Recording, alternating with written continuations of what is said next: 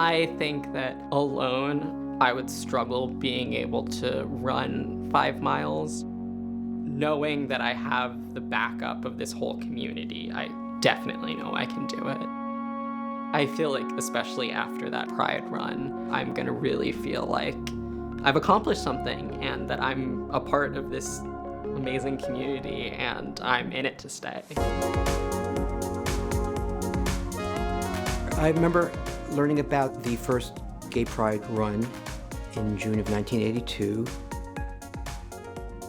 It was a much smaller event, obviously just a few hundred people. At the time, I didn't realize how historic a moment it would be. It's a competitive race. It's not all fun and games. It's like some really fast people. 2 years ago, we had the largest Pride run in history. It was something like 10 or 11,000 people, I think. It was a big, big race. Frontrunners started in San Francisco. It was really to commemorate the Pride March, Stonewall uprisings. It wasn't until I came here to New York that I realized the history of the gay rights movement. And a lot of it I've learned from other frontrunners.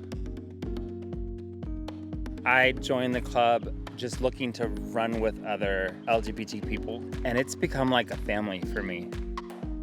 The Pride Run is a time for us to celebrate ourselves, but still recognizing that we have a long way to go. Whatever your background is, I want to make sure that this is a safe space for everyone.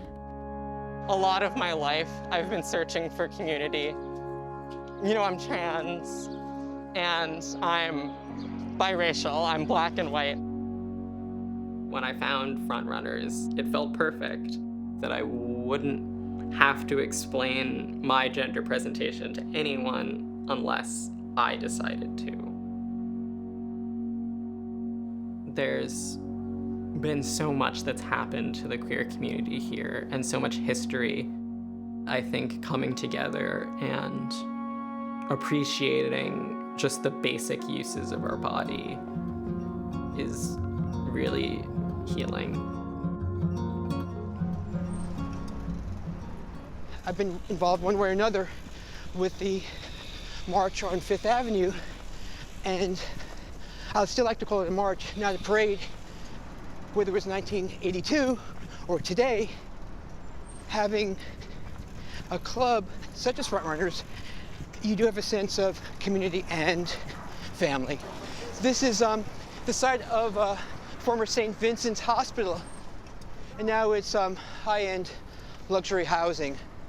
There's no sense to anyone walking by that this was a hospital that treated so many AIDS patients. I think that history is lost unless someone like myself who lived during that period is able to tell someone like you. As a queer youth growing up in the city, I saw you guys running your Pride run. Right. There's like a 15-year-old kid who's walking around, you know, the reservoir loop and is seeing you guys and is being like, wow, I wish I could do that.